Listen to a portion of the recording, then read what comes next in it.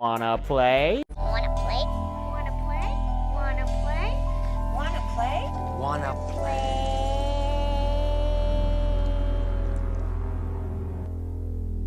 Hey everybody, welcome back to Wanna Play. My name is James McKenna, and today we are going to be ranking every single horror movie that I watched released in 2022. Now this year has been a pretty good year for horror movies. I mean, I've seen a lot of people saying this is the best of all time when it comes to, which year had the best horror movies, and I mean, it's absolutely up there. Like, there's really not a whole lot of years that can really compete with the amount of greatness that we got this year. I mean, like, my top couple on this list, you'll see, are probably in my top 50 to even top, 25 favorite horror movies of all time. So, without any further ado, it's time to rank every single horror movie that I watched that came out in 2022. Let's get straight into it.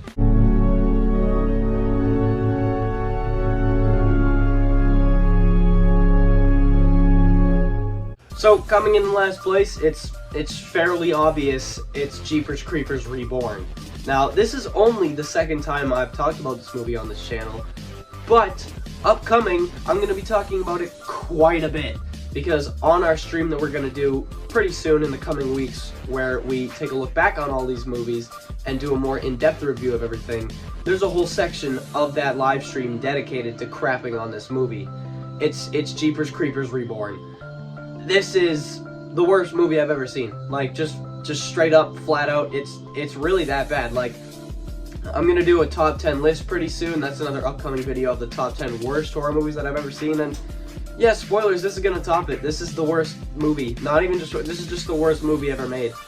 I lost an actual real life friend over this movie. That's how bad it was. Like, that's not even a joke. That actually happened because this movie was so bad. This is awful. Not even just because it's disrespectful to Jeepers Creepers and the Creeper and everything. This is just, it's, oh my god. Like, I did a video when I reviewed this. It was part of a ranking of the Jeepers Creepers franchise, and I talked about this for 15 minutes straight about how bad it is. So I'm gonna just cut it off right here because I've already talked about it in depth, and I'm gonna talk about it more in depth in the future. Yeah, this is just the worst movie ever made.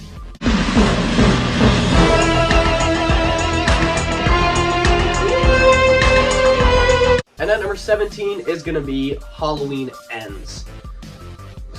This is just so disappointing because this is, I guess you could call it my era of Halloween movies. People say that, oh, they grew up with the H2O timeline or, some other timeline. But this is my generation, I guess you could call it, Halloween timeline. I loved Halloween 2018. I loved Halloween Kills. Just the excitement I felt going into both of those movies was just over the roof. Like, I was so happy, so excited, and just looking forward to both those movies. And then Halloween Ends comes out, and I'm like, as excited, but then they start announcing stuff. They start saying that, oh, they changed it from being on the same night to taking place 4 years later, and they're rewriting the scripts, and that made me think, oh, this isn't gonna be very good, is it? And yeah, I wasn't wrong. This is just an awful conclusion. Like, how are you about to introduce a new character that we've never seen before and have it be the conclusion of a, 13 movie franchise? No, that's just not how you do it. This movie has been talked about to death since it came out, and you pretty much, if you've been on the horror YouTube community anytime within the last couple months, you've already heard all the complaints. So again, this is just really disappointing, and it's going to be number 17.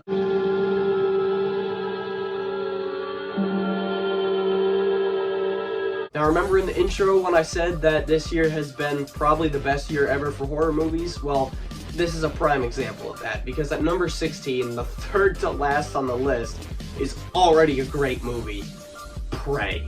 One of many legendary prequels that came out this year. Like, honestly, this year is just had so many good prequels. Like, really, when you look over the whole entire horror genre, how many good prequels were there before this year? Like, 2, maybe? Psycho 4 and Texas Chainsaw the Beginning? And like, that's it? And then this year comes along, we get Prey, and then a couple more that we're going to be talking about later on this list. But yeah, this movie is just so cool. It's the second best Predator movie by far. You know, it's not a high bar, but it is. The Predator is just so cool in this, and the setting is just so cool and allows for so many scenes that you couldn't have if it was set, you know, in the future and was just another sequel. The only reason why it's just this low down is because I'm just really not the biggest fan of the Predator franchise. Like, I like the original a lot, everything else, it's really not for me. But I will admit, this movie is awesome. So, even though it's placed at number 16 this low down, this is still a really, really cool movie that I recommend you check out. Number 15 for me is going to be Bodies, Bodies, Bodies. Now, this movie is pretty stupid. It's really dumb, but I do like it a lot, and I know a lot of people do as well.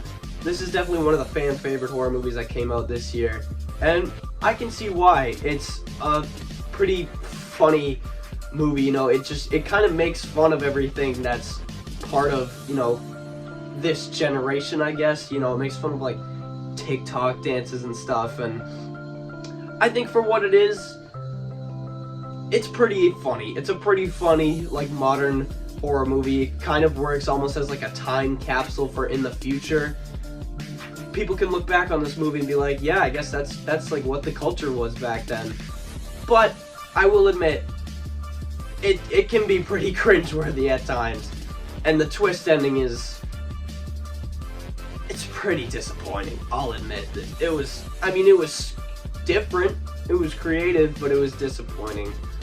But it is going to be ranked a little bit higher than Prey because it is funny, it is definitely well made, and I think it, as I said, it works as kind of like a nice time capsule for this generation right now. So for me, Bodies, Bodies, Bodies is going to be number 15. Number 14 is going to be Firestarter. Now, I know that there's a lot of people that really didn't like this, but I thought that it was pretty cool. Not as good as the original, but I thought that the lead performance from the little girl who plays Charlie McGee was, like, awesome. Like, it's one of the best child performances that I've ever seen in horror. And there's just so many cool scenes in this movie. It's shot so well. The score is amazing, done by John Carpenter.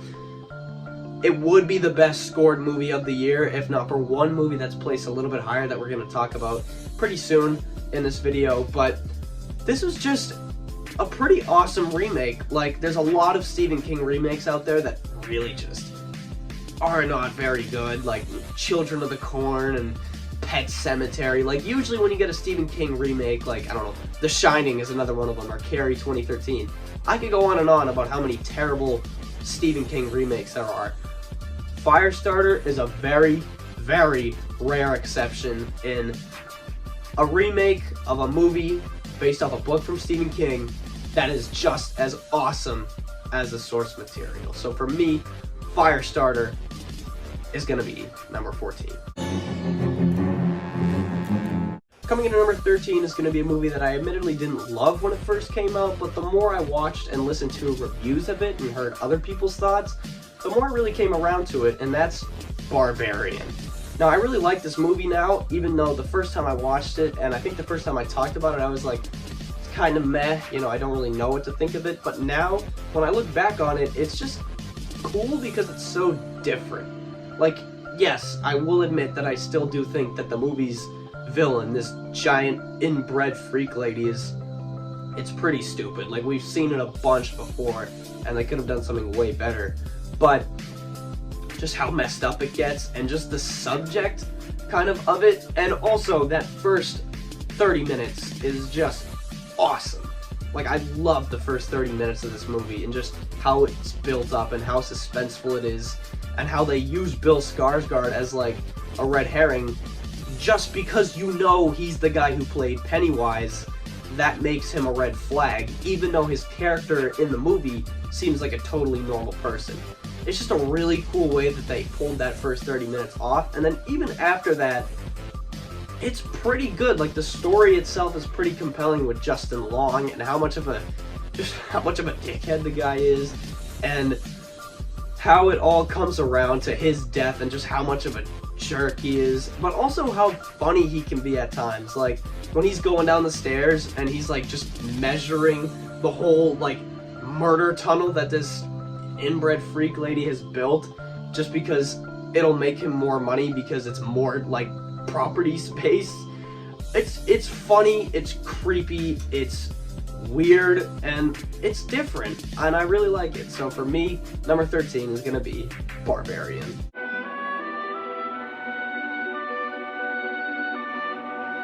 Number 12 is gonna be Nope, the third movie directed by Jordan Peele, and I think it's just as good as his second movie. I think his first movie, Get Out, it's on another level, but Nope is still pretty good. Like, it gets really creepy at times with this alien spaceship, you know, surrounded kind of in this cloud that never moves, that gets the characters real suspicious at first, and of course, you know, they hook up the cameras and eventually they see this crazy spaceship and it's like, whoa, what is this? But it's also really funny at times. Like, for example, when the guy's in his truck and he looks up and the giant spaceship is just right above him, and he looks up and he goes, nope. And he gets back in his car and he shuts the door. Like, that had my whole theater dying laughing.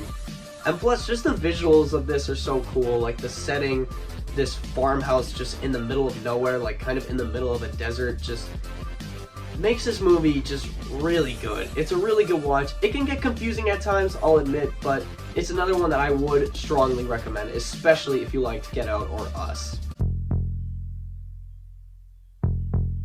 Number 11 is gonna be Smile.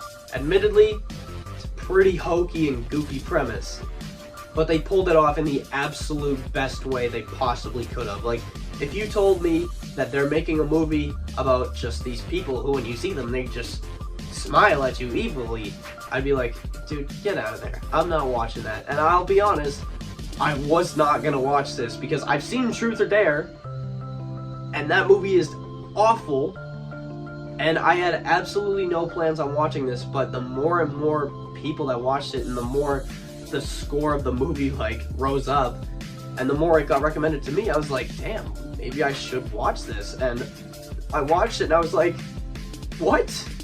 Like, congrats to the filmmakers here for pulling off such a great movie with such a weird and like generic premise. Like, it's so good, and there's so many creepy moments. Like, there's that moment where the main character is like in the kitchen and she closes the door to the fridge and you think there's gonna be a jump scare there, but then the camera kind of like pans around, and it's kind of like, you know, in The Strangers when there's that person, you know, just standing in the doorway in the kitchen. Instead, it's this girl like in the far background, just like with this just terrifying smile on her face, just staring at the main character. And I was like, oh my god, like it scared me. Like, it was really good. Like, this is so good. Just the psychological aspects of this. The ending is just like insane. What the fuck is that? Like, that creature is what the nuts. fuck is that? Like, I really like this movie way more than I thought I would. Now, there are certain scenes, like the one where the therapist turns into a smile demon, that I was like, okay, that's pretty goofy. You could have done better with that. But for every scene like that, there's the scene where the sister comes out to the car, stands there, you think nothing's gonna happen, and then her like head comes down right into the window with her neck stretched all the way, and it's like bent down and her head's upside down. I was like, holy Jesus! That's probably the biggest jump scare that has ever gotten me. I jumped probably 10 feet in the air. So, props to Smile for taking what could have easily been one of the dumbest premises ever and turning it into one of the creepiest movies of the year.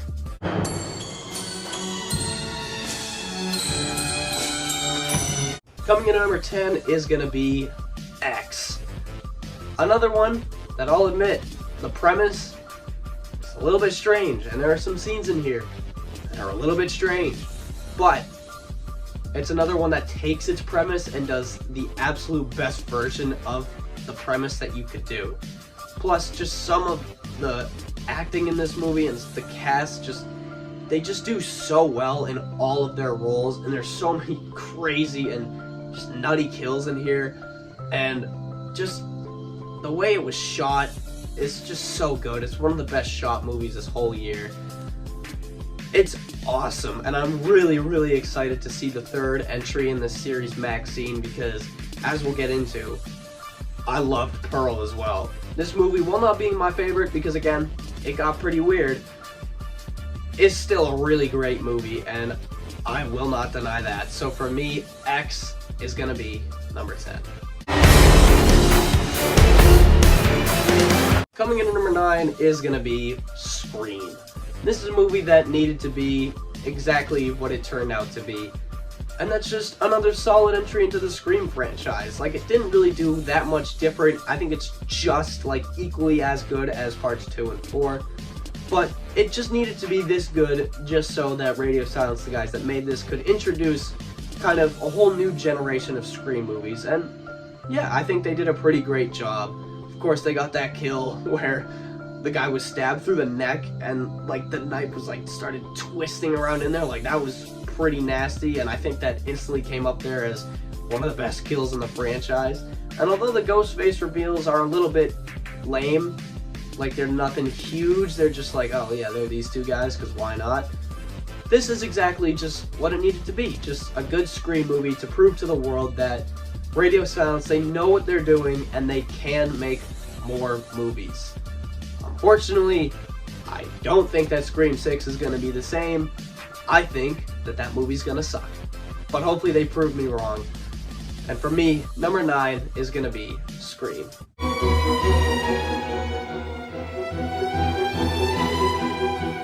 At number 8, another entry into a long-running horror franchise, Hellraiser. And this is another one that was, again, exactly what it needed to be. Just a good movie. Like, it didn't even need to be a good Hellraiser movie. It just needed to be a good movie, because we haven't had one of those in this franchise since 1992, I think, was that when Part 3 was released. Because everything after that, with the exception of 4 being okay, was pretty terrible. And then this movie comes along and it just ignores everything, even the originals, and is just a brand new adaptation of the source material that Hellraiser was originally based off of. And that is exactly what they needed to do, and it was really cool. Jamie Clayton as Pinhead absolutely killed it, without question the best Pinhead besides Doug Bradley.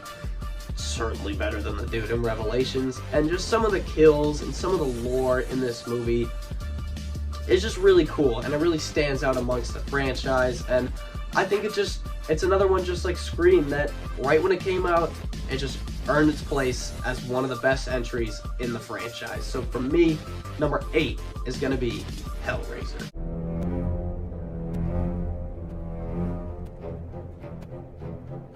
My number 7 pick is going to be Studio 666. I mean, this movie is scored by the Foo Fighters and John Carpenter, and also stars the Foo Fighters and John Carpenter. Like, I don't know what else to tell you. This movie is awesome. It's ridiculous, it's goofy, but that's what it needed to be. Like, you're not gonna have a psychological thriller with Dave Grohl as the main character.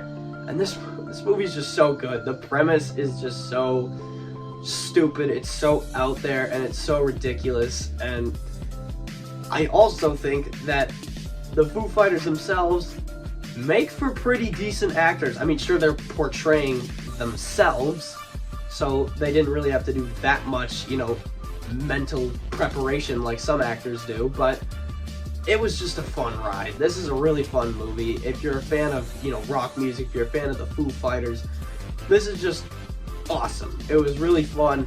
Of course, seeing Taylor Hawkins in here is really cool, and it was just great. This is just a great movie. Another one just like the last couple that just is exactly what you'd expect, exactly what it needs to be, and that is just a goofy, supernatural horror movie starring the Foo Fighters. And there's no way it wasn't going to crack the top 10, and for me, it's going to be number 7.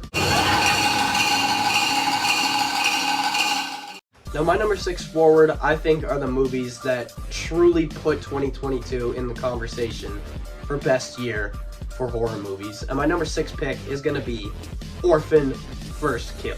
I think when this movie came out, it was instantly the best prequel in horror movie history. It was dethroned only a couple months later, but this movie is it's unreasonable why this movie is just so good. Like, it has no right to be, but it is awesome. It's just as good as the original Orphan. It's a movie that is a prequel to a movie that starred a little girl playing an adult. Now, this movie is that little girl grown up who is now an adult, but now, since it's a prequel, she's playing a little girl. It's absolutely ridiculous, and it should not work, but it does, and it manages to be as messed up and as shocking and mind-blowing with the twists and turns that you get in this movie as the original Orphan. Like, it's just so good. It's the perfect prequel. Like, it doesn't answer any questions that we weren't asking. The only really answers that we get are to questions that we were all kind of wondering. And I think that that's just, it's how you do a prequel. Like, it's just movies 101, and I don't understand why a lot of other prequels can't really do what this movie did, and that's just be great. Like, this is just a really great movie, and I think that it has to be number 6 because it's as good as the original when it has no right to be. So I think without a doubt it's gonna be this high at number 6. At number 5, now this might be controversial because I know that there are people who really didn't like this, but my number 5 is the Texas Chainsaw Massacre. This movie was just another one that was just utterly ridiculous, and I loved it. This is exactly what I wanted from a Texas Chainsaw Massacre movie. Like, before this movie came out, I always said, I'm not sure if I ever said it on the channel, but I've said it in like conversations and stuff I know, is that I think what they need to do with a Texas Chainsaw Massacre movie is just make a movie about Leatherface just killing people. Like, that's really all we need. Like, Halloween Kills. Just do Halloween Kills, but with Leatherface, because it's the Texas Chainsaw Massacre. Like, it doesn't need to be this, like, serious, emotional, movie that tries to make, like, political statements and stuff like some of the other ones do. It just needs to be this massive hillbilly maniac wearing another dude's face, chainsawing through everybody. And this was just perfect. Add into that all of the absolute nonsense with Sally Hardesty when she literally gets chainsawed through the stomach and is held up in the air, yet still survives long enough to shoot Leatherface. And I understand why people didn't like that, because it is completely unrealistic. But I think for the ridiculousness that this movie was, everything just worked perfectly. That massacre was awesome. I loved it when the guy was like, "You're gonna get canceled if you do anything, bro." And then Leatherface is like, "Okay." And it just absolutely just murders, massacres the whole bus. It's the first movie called Texas Chainsaw Massacre with an actual Texas Chainsaw Massacre. And for those reasons, I loved this movie. It's exactly, as I said, it's exactly what I wanted from a Texas Chainsaw Massacre sequel, and for me, it's gonna be number 5. At number 4, remember when I was talking about Orphan First Kill and I said that it was the best prequel in horror until a couple months later when one came along and unseated it? That's Pearl. Oh my god, this is just so good. The acting, the directing, the cinematography, the storyline, everything about this is amazing. Mia Goth in the role as Pearl is just, like, she kills it. She had the best performance of the year out of any horror movie. Like, she was just unbelievable in this. Everybody talks about the monologue scene, and yeah, like, everybody who says the monologue scene is one of the best, monologues ever, they're true. This is so good. Now, it didn't exactly answer everything, because the ending, is when her husband comes home, and instead of like also becoming like a killer, because of course he's a killer in X, which that's what this is a prequel to, he's a little bit like, whoa, like why he's like caught off guard. So that's a little bit confusing, I'll say that. Like, I'm not exactly sure how she convinces him to also start killing, but everything before that, just the storyline and the lead up to that monologue scene, which is, I think, the movie's climax because of just how good it is. It's just awesome. Everything's done perfectly. Everything just builds up perfectly, and this is just one of the best prequels in movie history, and I think it is the best prequel in horror history, and for me, Pearl is gonna be number 4.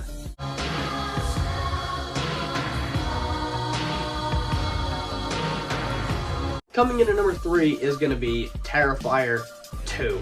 Now, I'm filming this video before anyone else is, ranking every horror movie they saw coming out this year. I'm filming this before anyone else's has been released yet, but I can say almost with certainty that everybody else is also going to have Terrifier 2 in their top 3, because this is just insane. Like, it is absolutely nuts.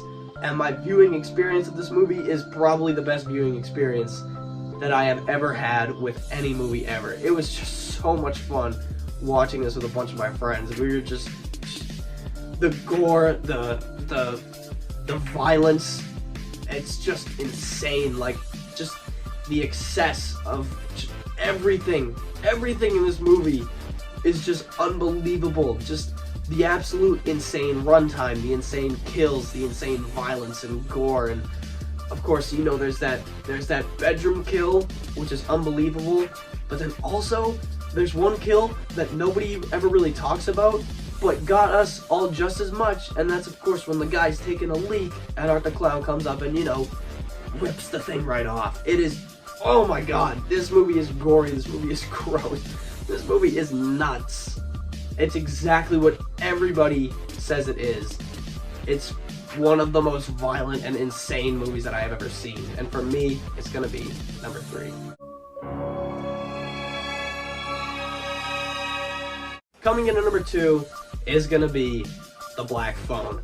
Now, yes, I did struggle over whether The Black Phone or Terrifier 2 would be number 2, but I think what it comes down to is that The Black Phone is just such a cool, original horror movie. Like, it's something that we haven't seen in so long. Just a really great horror movie with a really charismatic villain like the Grabber is in this movie. And everybody always talks about, again, just like I was talking about in Barbarian, like, why can't we just have an original horror movie? And this is exactly that, and it is so cool. Just the premise of this and how, it's this kid who's locked in this room after he's been kidnapped by, of course, the Grabber, and there's the phone on the wall, and the only people that can ring into the phone are the souls of the kids that the Grabber has already killed. It is just messed up, and it is really cool. The Grabber himself is just, like, iconic already. His mask is legendary, in my opinion at least. It's up there with all of the best masks in horror. And this movie is just so cool.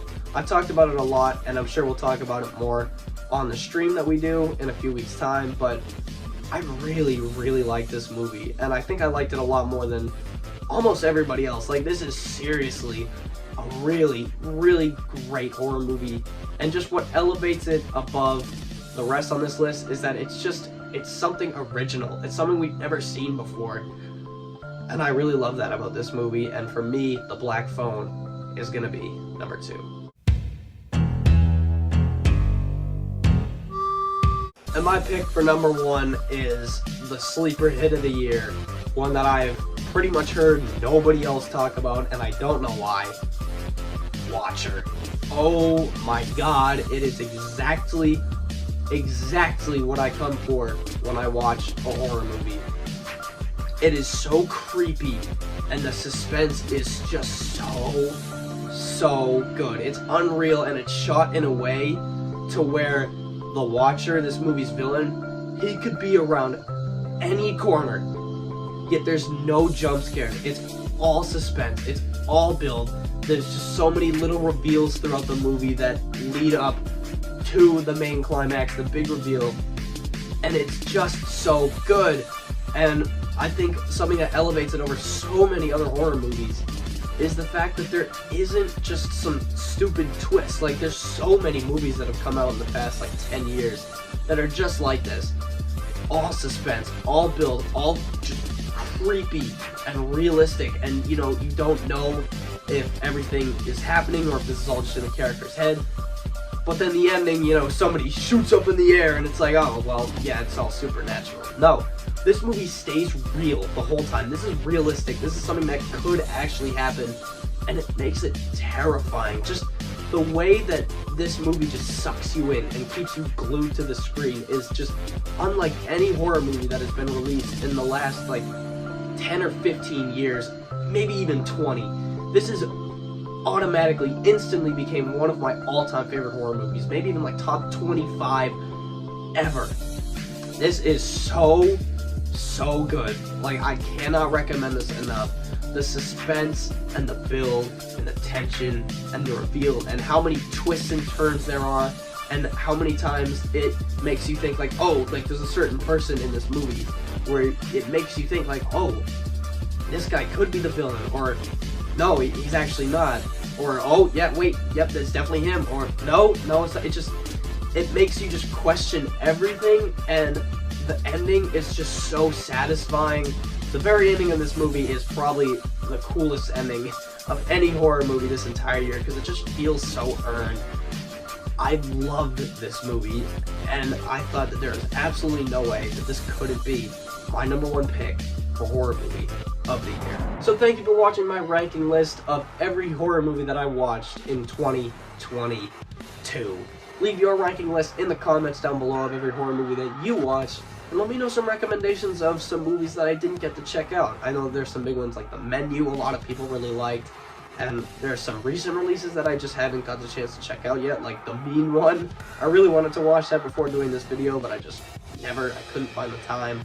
And also, I just want to apologize because in the last couple weeks, I just haven't really been feeling all that well. Like, I've been really sick. You can kind of tell in this video, like, I'm getting better, but I still got like a sore throat, and I'm still pretty stuffed up, which is why I haven't really been uploading or on the channel in the past couple weeks, because I just haven't really been feeling that well. But in the new year, we're gonna be starting fresh, and I'm gonna be as consistent as I've ever been. I promise you that. And yeah, I just want to apologize for, you know, the gap in, you know, video releases that you've seen over the past couple weeks. So until next time, I want to thank you all very much for watching. As I said, leave your ranking list of every movie that you watched this year in the comments down below. And let me know your thoughts on this video and thoughts on some of the movies that I talked about here. So until next time, I want to thank you very much for watching. Goodbye and good night. Bang.